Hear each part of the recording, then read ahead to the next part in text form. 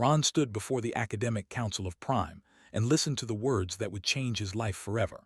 The 7 elder scholars sat in a curved row of floating chairs, their pale blue scales catching the soft light of the chamber.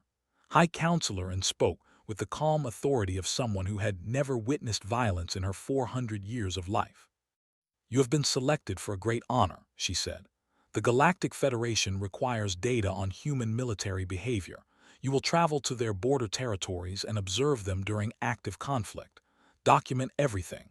We need to know if humanity should be welcomed as full members or contained as a threat." Oran felt his twin hearts beat faster. They had not known war in 4,000 years. They had evolved beyond such primitive behavior, or so they believed. Studying humans at war was like studying ancient beasts in their natural habitat. It was academic. It was safe. He would observe from a distance and return with valuable data for his species. "I accept this honor with gratitude," he said, bowing his slender neck in the traditional gesture of respect. 3 weeks later, Oran stood in the docking bay of the human carrier vessel Steadfast and realized that nothing in his training had prepared him for this moment. The ship was enormous and loud, and filled with strange smells that made his sensitive nostrils twitch. Humans moved everywhere around him, their heavy boots creating a constant rhythm against the metal floors. They were so solid, so dense with muscle and bone. Their eyes held colors he had never seen in any species, greens and blues and browns that seemed to contain depths he could not read. A woman approached him with confident steps. She wore a uniform covered in symbols he did not understand, and her dark hair was pulled back tight against her skull. Her skin was brown like rich soil, and when she smiled, she showed teeth that reminded Oran that humans were predators. "You must be our observer," she said. "I'm Captain Laura, welcome aboard the Steadfast." Oran performed the greeting gesture of his people, touching his forehead with 3 fingers. "I thank you for allowing me to document your activities, Captain. I will try not to interfere with your operations." The captain's smile became something harder to read. "Just stay close to your liaison and follow orders when things get hot. Sergeant Cole will take care of you." She gestured toward a human male standing nearby. He was shorter than the captain but wider, with arms that looked like they could crush stone. His skin was pale and marked with small scars, and his eyes were gray like storm clouds. He did not smile when he looked at Oran. He simply nodded once and said, "Follow me." Sergeant Daniel Cole led him through the ship without speaking. Oran tried to make conversation several times, asking about the vessel's capabilities and the nature of their current mission. Cole answered with short words that ended discussions rather than starting them. "Yes, no, classified, you'll see." Oran was assigned a small cabin near the medical bay. He set up his recording equipment and reviewed his mission parameters. He would document tactical formations, weapons technology, command structures, and combat behavior. He would maintain clinical detachment at all times. He would not become emotionally involved with his subjects. He repeated these rules to himself as he prepared for sleep that first night. They had mastered emotional control centuries ago. He was a scientist. He was prepared. On the 3rd day, everything changed. Oran was eating a strange human food called oatmeal in the mess hall when the alarms began screaming. Red lights flashed across every surface, and a voice echoed through the ship announcing battle stations. He watched the humans around him transform in seconds. They stopped eating, stopped talking, stopped laughing. Their faces became masks of focused determination, and they moved with purpose toward their assigned positions. Sergeant Cole appeared at his side and grabbed his arm. "Come with me, now." They went to the bridge, where Captain stood before a massive display screen showing a planet wrapped in clouds of smoke and fire. Oran recognized the planet from his briefings. It was New Haven, a human colony world of 3 million people. "Report," the captain said, her voice steady as stone. A young officer with red hair spoke quickly. "Forces hit them 6 hours ago, ma'am. Planetary defense grid is down. They're targeting civilian centers. Current casualty estimates are climbing past 200,000. Oran watched the captain's face. He expected to see fear or anger or perhaps cold calculation. What he saw instead made his scales prickle with unease. Her expression did not change, but something in her eyes shifted. It was like watching a door close and lock from the inside. "Time to intercept," she asked. 4 hours at maximum burn." "Then we burn maximum. All hands prepare for surface deployment. We're going to get our people out." The bridge erupted into activity. Officers shouted orders, and the ship began to shake as its engines pushed toward their limits. Oran stood in the corner with his recording device and tried to understand what he was witnessing. Sergeant Cole stood beside him, checking a weapon that looked heavy enough to break bones. His face was calm, but his hands moved with the speed of long practice. "You wanted to study humans at war," Cole said without looking at him. "You're about to get your wish." "I do not understand," Oran said. "Your tactical situation is unfavorable. The forces outnumber you significantly. Logic suggests waiting for reinforcements." Cole finally looked at him, and Oran saw something in those gray eyes that he had no framework to comprehend. It was not madness. It was not stupidity. It was something else entirely. 3 million people down there," Cole said. "Every minute we wait, more of them die. Every minute we wait, more children lose their parents. More parents lose their children." He turned back to his weapon. "We don't wait for better odds. We go now because now is when they need us." Oran opened his mouth to argue that this was tactically foolish, that a measured response would preserve more military resources for future engagements. But the words died in his throat as he watched the crew of the Steadfast prepare for battle. They were not preparing to win. They were preparing to save. There was a difference, and in that moment, Oran began to understand that he had fundamentally misunderstood everything about human warfare. He had come to study predators hunting prey. He was beginning to realize he had found something far more dangerous, protectors defending their own. The ship shuddered as it accelerated toward the burning world, and Oran felt the first cold touch of fear. Not fear of the enemy waiting for them, fear of what he was about to witness, fear that he would see things that would change him forever. He was right to be afraid. The fell through burning skis, and Oran pressed himself against the metal wall while trying not to vomit. Around him sat 12 human Marines in full combat armor, their faces hidden behind dark helmets. The ship shook with each explosion outside, and warning lights flickered across every surface. Lieutenant Amy Torres sat across from him. She was a small woman with sharp features and black hair cut close to her skull. She had been the first to welcome him aboard offering him a seat and a helmet that did not fit his elongated skull. Now she was checking her rifle and speaking quiet words to her soldiers. "Remember the mission," she said through the communication system. "Civilian extraction from Sector 7. Intel says there's a shelter with 400 people trapped under a collapsed medical center. We get them out. We get them to the ships. That's it." A Marine beside Oran, a young man named with brown skin and nervous eyes, leaned forward. "Lieutenant, what about patrols in the area?" "We go through them," Torres said simply. "Any other questions?" There were none. They hit the ground hard enough to rattle Oran's bones. The rear door opened, and he smelled something he had never experienced before: burning cities. It was smoke and melted metal, and something worse underneath, something organic and terrible. He understood later that he was smelling death on a scale his peaceful species could not imagine. The Marines moved out in practiced formation. Oran followed with Sergeant Cole at his side, his recording device capturing everything. The city around them was ruins. Buildings that once held families now stood as broken skeletons against an orange sky. Fires burned everywhere, casting dancing shadows that made the destruction seem alive. They moved through streets filled with rubble and silence. Oran saw things he would never forget. A child's toy melted into the pavement, a family photograph somehow untouched amid the ash, a hand reaching from beneath collapsed concrete. The Marines saw these things too. He watched their reactions through his recording device, expecting military hardness and emotional walls. He did not find them. Private paused beside the reaching hand and knelt down. He touched the cold fingers gently and whispered something too quiet for Oran to hear. Then he stood and kept moving, but his shoulders were shaking. Corporal Bate, a tall woman with pale skin and red-rimmed eyes, stopped to close the eyes of a dead civilian lying in their path. She made a gesture over the body, touching her forehead and chest in a pattern Oran did not understand. "Religious ritual," Cole explained quietly. "She's asking her God to take care of their soul." "Do you believe in such things?" Oran asked. Cole was quiet for a moment.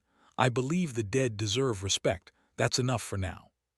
They reached the collapsed medical center as the sun began to set behind the smoke. The structure had fallen inward, creating a maze of broken walls and twisted metal. Somewhere beneath it, 400 people waited for rescue or death. Tours organized the rescue effort with quiet efficiency.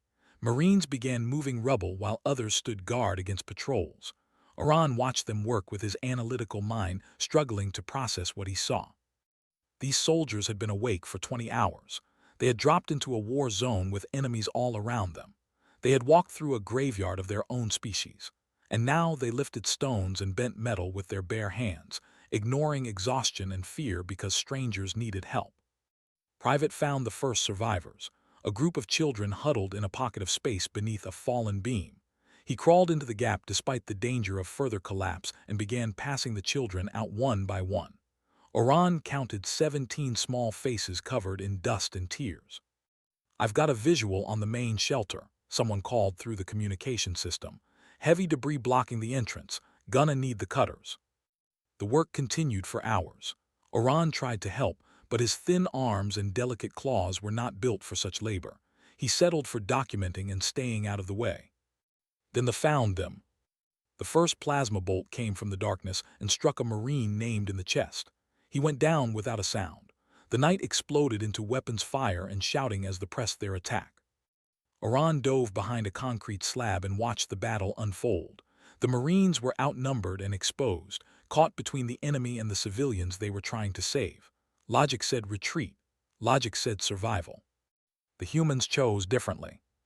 Tor stood in the open, firing at positions while shouting orders. Took a plasma wound to his shoulder that burned through his armor and seared his flesh black. He refused evacuation and kept firing because the children were behind him. "Get those civilians moving," Tor screamed. "Cole, take the observer and go, we'll hold them." Sergeant Cole grabbed Oran and began dragging him toward the evacuation route. The researcher struggled against the grip. "The Marines," he protested, "they will die." "Maybe," Cole said without slowing, "but those people won't, that's the trade." They reached a clearing where evacuation shuttles waited. Civilians were streaming from the ruined medical center, guided by Marines who stayed behind to cover their escape. Oran turned his recording device toward the battle and captured an image that would haunt his dreams forever. Corporal knelt beside a soldier who had fallen with wounds to his chest. The enemy was dying, his strange eyes wide with pain and fear. Around them the battle still raged. Plasma fire filled the air. Her own people were falling. And Bate gave the dying enemy water from her own canteen. She whispered something to him that the recording did not capture. The clawed hand reached up and touched her arm gently before falling still. Closed his eyes the same way she had closed the eyes of the human dead, with the same gesture of respect. Then she stood, picked up her weapon, and returned to fighting the enemy she had just shown mercy. Oran found Sergeant Cole beside him, watching the same scene. "Why?" they asked. "He was the enemy. His people are burning your world." Cole's answer came slow and heavy. He was a soldier following orders, same as her. He didn't build the ships that bombed our cities. He didn't give the command to attack civilians. He was probably scared and far from home and wondering why he had to die on some planet he'd never heard of. Cole's gray eyes found Oran's. "If we lose our mercy, we lose what makes us worth saving. We become the monsters we fight." The battle ended with the retreating into the night. The Marines had won, but victory tasted like ash. Was dead, would lose his arm. 387 civilians survived because humans had chosen to stand between them and death. Oran sat in the evacuation shuttle as it climbed toward the Steadfast and stared at his recording device. He had thousands of hours of data about weapons and tactics. He had detailed observations of military formations and command structures. None of it mattered. What mattered was a woman giving water to a dying enemy. What mattered was a wounded soldier refusing to leave while children were in danger. What mattered was the tears on the faces of warriors who kept fighting through their grief. He had come to study human warfare. He was beginning to understand that he was actually studying something far more complex: human love. They fought because they loved. They killed to protect what they could not bear to lose. They showed mercy because cruelty would destroy the very thing they were trying to save. The shuttle docked with the Steadfast, and Oran walked toward his cabin on legs that felt hollow. He passed Marines cleaning their weapons and medics treating the wounded and officers planning the next mission. He passed humans carrying the weight of war on their shoulders, and he realized that weight would never fully leave them. They would carry the dead forever, in their memories and their nightmares and the quiet moments when no one was watching. This was the cost of being human. This was the price they paid to protect their own. Oran reached his cabin and sat in darkness for a very long time. 6 weeks had passed since New Haven and Oran had stopped being a researcher. He did not know when the change happened. Perhaps it was gradual, like water wearing stone. Perhaps it happened all at once during one of the many moments that broke something inside him. All he knew was that he no longer stood apart from the humans. He stood with them. The Steadfast had fought 7 more engagements since that first terrible day. Each battle added new names to the list of the dead. Each victory came wrapped in grief. Oran attended every funeral because it seemed wrong to document their lives without honoring their deaths. Today they buried Private. The young Marine had survived his wounds on New Haven only to die 3 weeks later during a rescue operation on a colony called Distant Hope. A building collapsed while he was carrying an elderly woman to safety. He threw her clear and took the full weight of the falling structure. He lived long enough to ask if she was okay. When they told him she was safe, he smiled and closed his eyes. Captain stood at the front of the cargo bay where the crew had gathered. Behind her, a simple metal coffin waited to be launched into space. The captain held a paper in her hands, but she did not look at it. She knew the words by heart. "Private joined this crew 18 months ago," she said, her voice steady despite the tears on her face. He was 23 years old. He was scared of spiders and loved his mother's cooking and wanted to be a teacher when his service ended. He saved 17 children on New Haven and gave his life for a stranger on Distant Hope. He was the best of us. The crew repeated the words, "He was the best of us." Continued reading names. From the first battle, from the raid on the supply depot, Williams and Park and Young from the defense of Station 12. The list went on and on, each name a weight that pressed down on the shoulders of everyone present. When the ceremony ended, the crew returned to their duties. The Steadfast needed repairs. Intelligence reports required analysis. The war did not pause for grief. Oran found Lieutenant Torres alone in the cargo bay that night. She sat on a storage crate with her knees pulled to her chest, staring at the space where the coffins had been. Her face was wet, and her hands would not stop shaking. "May I join you?" Oran asked. Torres nodded without speaking. They sat together in silence for a long time.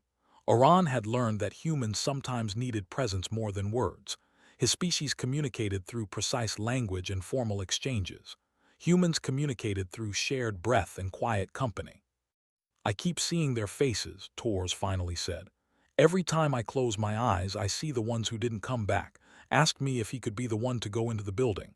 I said yes. I sent him to his death." "You could not have known the building would collapse." "No," Torres agreed. "But I knew there was danger. I knew the risks. I sent him anyway because someone had to go, and I'm the one who gives those orders. That's my job." She wiped her face with rough hands. "I don't regret the order. The mission succeeded. The woman lived. But I regret that I get to be alive when he's not. I regret that I get to go home someday when his mother has to bury an empty coffin because there wasn't enough left of him to send back." Oran did not know what to say. His people had no framework for this kind of pain. They had eliminated war from their society so long ago that they had forgotten what it cost. "How do you continue?" he asked. "How do any of you continue carrying such weight?" Torres laughed, but there was no joy in the sound. "Because stopping won't bring them back.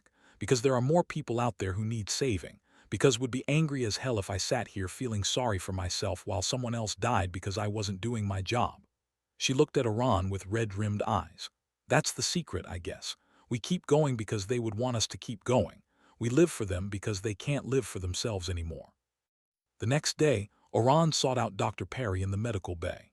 Perry was the ship's counselor, a thin man with gray hair and kind eyes who spent his days helping others carry burdens too heavy for one person to bear. "I need to understand something," Oran said. "Human psychological trauma. How do your people survive experiences like this?" Perry gestured to a chair and poured 2 cups of a warm drink humans called tea.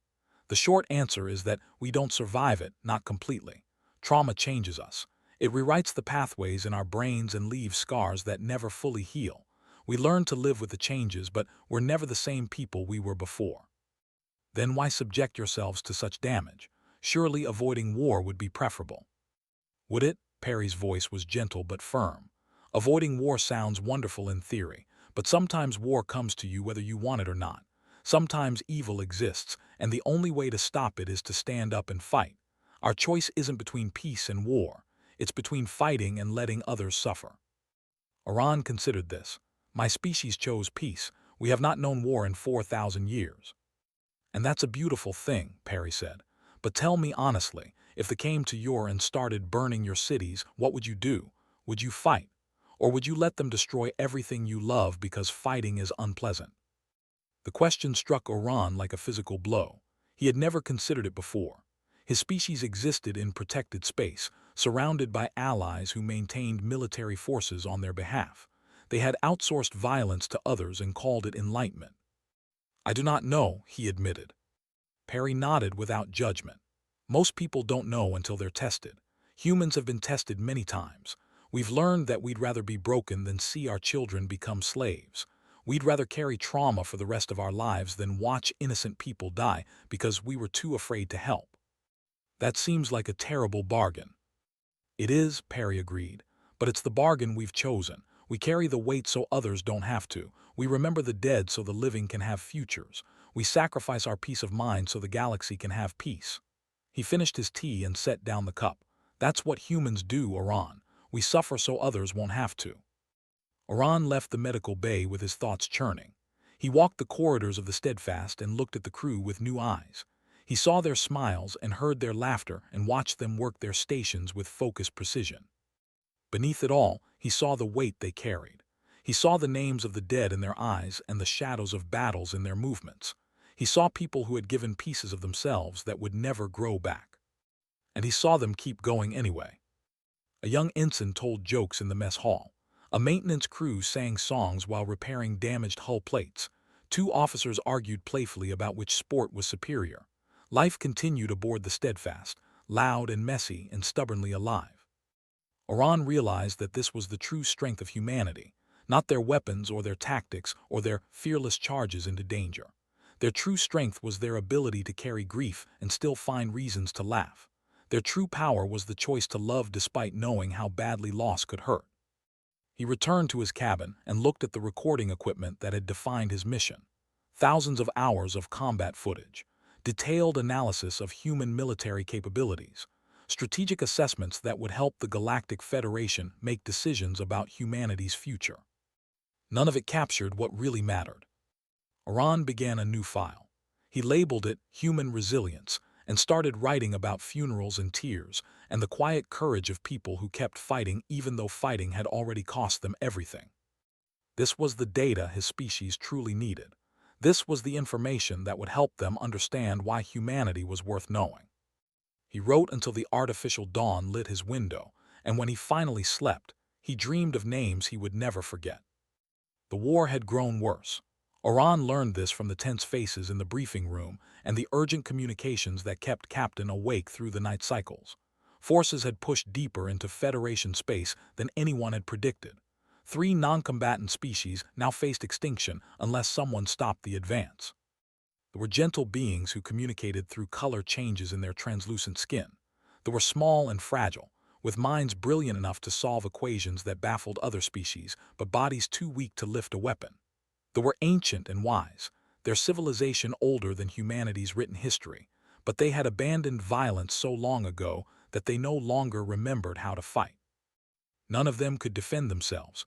All of them would die if they reached their worlds. The Galactic Federation assigned the Steadfast and a small fleet of human vessels to create a defensive line. It was a desperate measure.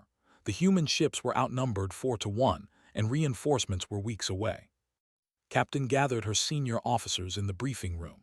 Oran attended as an observer, his recording device capturing every word. "Here's the situation," said, pointing to a tactical display. "They have 83 warships approaching the system. We have 19. Our job is to hold them long enough for civilian evacuation to complete. That's approximately 16 hours of combat against superior forces." Lieutenant Commander James, the ship's tactical officer, studied the display with narrowed eyes. "Captain, the math doesn't work. Even if we fight perfectly, we can't hold that long. We'll be destroyed within 8 hours. "Then we hold for 8 hours and figure out the next 8 when we get there," said. "Any other concerns?" The room was silent. No one argued. No one suggested retreat.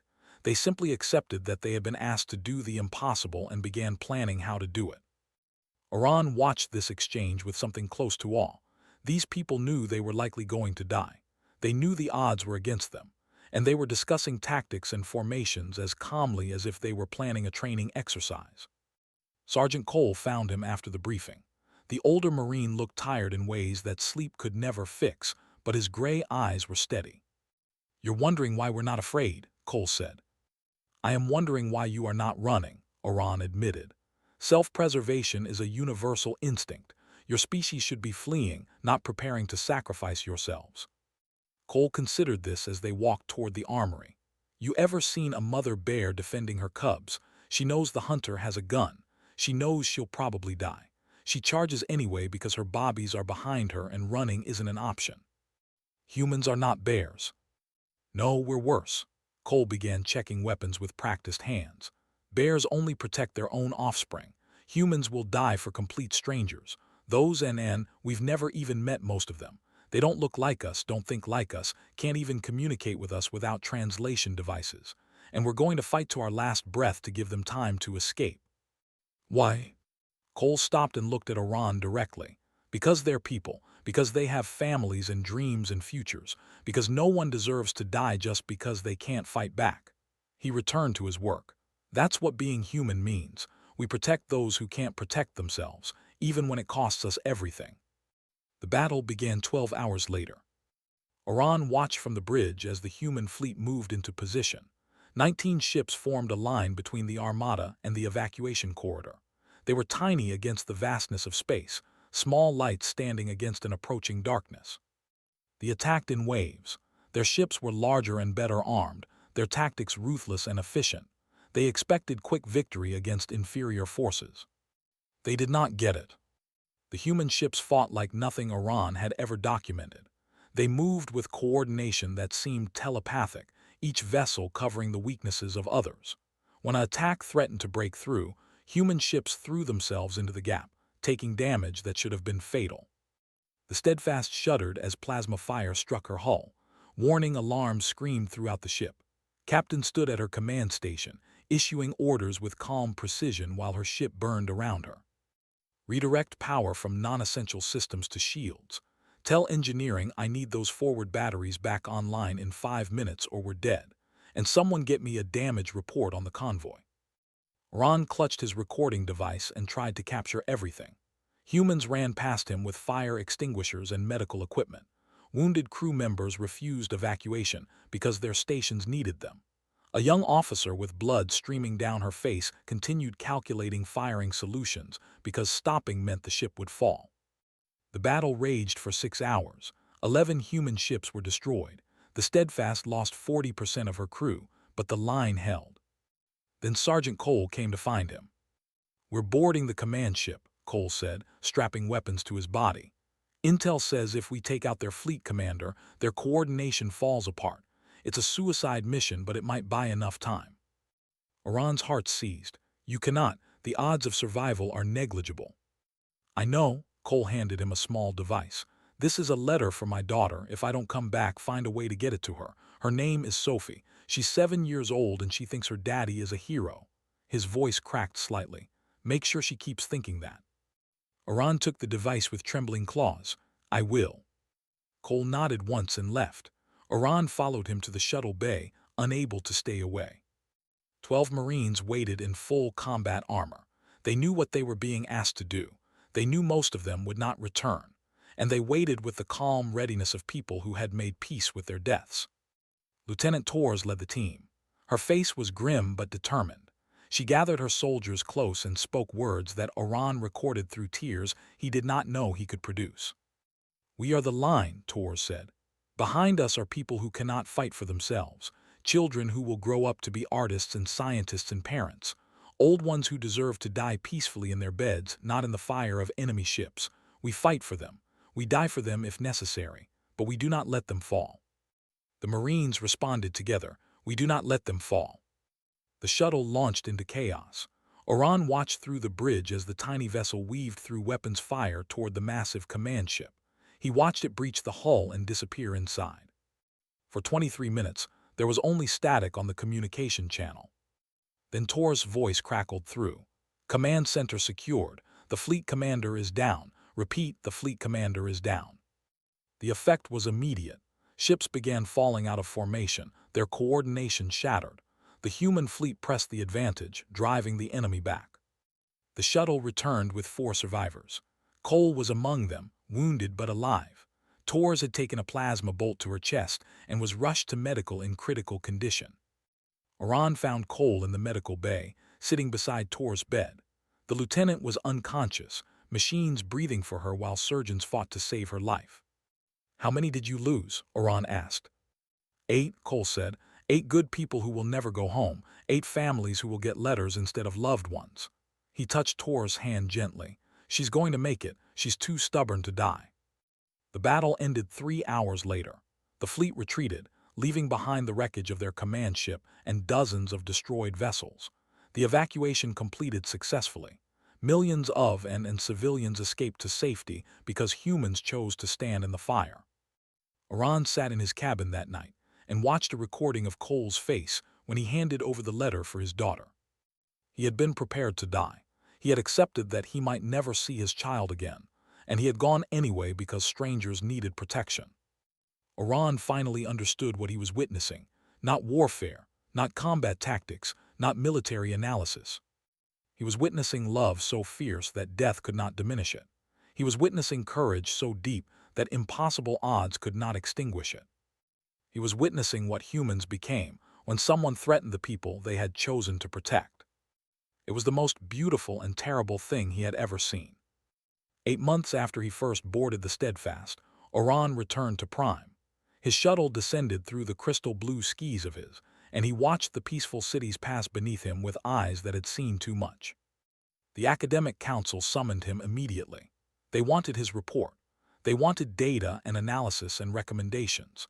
They wanted to know whether humanity should be welcomed as full members of the Galactic Federation or contained as a dangerous threat. Oran stood in the same chamber where he had received his assignment, facing the same 7 elders in their floating chairs. High Counselor and looked at him with eyes that had never witnessed violence, never watched friends die, never understood what it meant to sacrifice everything for strangers. "Present your findings," she said. Oran had prepared a formal report. Thousands of pages of tactical analysis, combat recordings, strategic assessments, data the Council expected and would understand. He set it aside and spoke from his heart instead. "I want to study humans at war," he began. "I expected to document predators engaged in primitive violence. I expected to return with evidence that humanity was too dangerous for full Federation membership. I expected to confirm everything our species believes about the barbarism of warfare." He paused, gathering his thoughts. The Council waited in patient silence. "I was wrong about everything." And scales shifted with surprise. "Explain." "Humans are indeed the most dangerous species I have ever encountered. Their capacity for violence exceeds anything in our records. They fight with a ferocity that should terrify every peaceful civilization in the galaxy." The Council members exchanged concerned glances. This was what they had feared. "But their violence is not what makes them dangerous," Oran continued. "Their love is what makes them dangerous. Their willingness to suffer for others, their refusal to abandon the weak, their choice to carry pain so that strangers might know peace." He told them about Private, who refused evacuation while children were in danger. He told them about Corporal, who gave water to a dying enemy. He told them about Lieutenant Tors, who wept for soldiers she had sent to their deaths but returned to duty because others still needed her. He told them about Sergeant Cole, who handed over a letter for his daughter and walked into almost certain death because millions of aliens he had never met deserved to live. "Humans do not fight wars to conquer," Oran said. "They fight to protect. They do not kill for pleasure or profit. They kill because sometimes killing is the only way to stop greater killing. And when the battle ends, they mourn their enemies alongside their friends." High Counselor and leaned forward. "You speak as though you admire them." "I do more than admire them. I am transformed by what I witnessed." Oran's voice broke slightly. "Our species has not known war in 4,000 years. We believe this makes us enlightened. We believe we have evolved beyond violence." He looked at each council member in turn. We have not evolved beyond violence. We have simply outsourced it to others. We live in peace because other species fight and die to protect us. Humans have been standing between peaceful civilizations and destruction for centuries, and we have thanked them by questioning whether they deserve full membership in our federation. The chamber was very quiet. I watched humans give their lives for species they had never met. I watched them carry the bodies of their friends and return to battle within hours.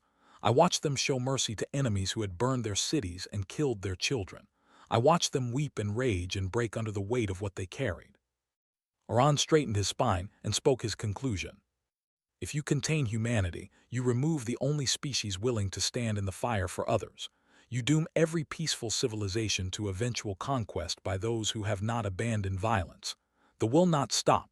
Other predatory species will rise, and when they come for us, we will have no one willing to fight on our behalf. What do you recommend? And asked. Full Federation membership, immediately and unconditionally. Oran's voice was firm. More than that, I recommend gratitude. I recommend that we acknowledge what humans sacrifice so that we might live in peace. I recommend that we stop treating their warriors as barbarians and start recognizing them as the protectors they truly are. The council deliberated for 3 days. Oran waited in his childhood home, surrounded by peaceful gardens and quiet fountains. He could not enjoy the tranquility. Every moment of silence reminded him of the sounds of battle. Every peaceful face reminded him of faces twisted in grief and determination. On the 4th day, he received the council's decision. Full membership was granted. Humanity would join the Galactic Federation as equal partners. Oran felt something he had not expected: relief. He spent the following weeks writing a longer account of his experiences, not a tactical report for military strategists, but a personal narrative for ordinary citizens. He wanted his species to understand what he had witnessed. He wanted them to see humans as he had come to see them. The account was published across the Federation. It spread to dozens of worlds, translated into hundreds of languages. Oran received messages from species he had never heard of, thanking him for explaining what humans truly were. He also received a message from Sergeant Cole. The Marine had survived the war. His daughter Sophie was now 8 years old, and Cole had returned home to watch her grow up. He wrote to thank Oran for the account and for helping the galaxy understand human soldiers. "We don't fight because we love war," Cole wrote. "We fight because we love everything war threatens to destroy. Every time I picked up a weapon, I was thinking about Sophie's smile and my wife's laugh and the sound of rain on our roof back home. I fought to protect those things. I would fight again to protect them." The message ended with an invitation. "If you ever come to Earth, look us up. Sophie wants to meet the alien who watched her daddy fight. She's very proud, even though I haven't told her most of it. Some things children shouldn't know. Some things no one should know." Oran read the message several times. He thought about the weight Cole carried, the memories of fallen friends and desperate battles and choices no person should have to make. He thought about Sophie, growing up believing her father was a hero without understanding what heroism truly cost. He thought about the humans of the Steadfast, scattered now across the galaxy, carrying their scars to new assignments and new challenges. Lieutenant Torres had recovered and been promoted. Captain commanded a new ship. The dead remained dead, their names carved into memorials that would never capture who they really were. Oran submitted his resignation from the Academic Council that evening. He could not return to clinical observation after what he had experienced. He could not study species like specimens in a laboratory after watching people sacrifice everything for strangers. He did not know what he would do next. Perhaps he would travel to Earth and meet Sophie Cole. Perhaps he would write more accounts of human nature. Perhaps he would simply exist in the galaxy as someone who had been changed by witnessing courage he could never match. One thing was certain: he would never forget what he had seen. He would carry the weight of those memories forever, a small fraction of the weight humans carried every day. He had gone to study humans at war. He wished he had never gone, because now he understood what courage truly cost. He understood that peace required someone willing to pay in blood and pain and broken souls. He understood that the galaxy survived because humans chose to suffer so others would not have to. It was a terrible knowledge. It was a sacred knowledge. And he would honor it for the rest of his life by telling the truth about what humans were. Not barbarians, not predators, not threats to be contained. They were protectors, They were guardians. They were the ones who stood in the darkness so others might live in light. The galaxy was safer because humanity existed. Oran would spend his remaining years making sure no one ever forgot that truth. The story of the Steadfast and her crew would live forever in his account. The names of the fallen would echo through history. And somewhere on Earth, a little girl named Sophie would grow up knowing that her father had helped save millions of lives. That was the legacy of humans at war. That was what Oran had truly discovered. It was worth every nightmare. It was worth every tear. It was worth everything.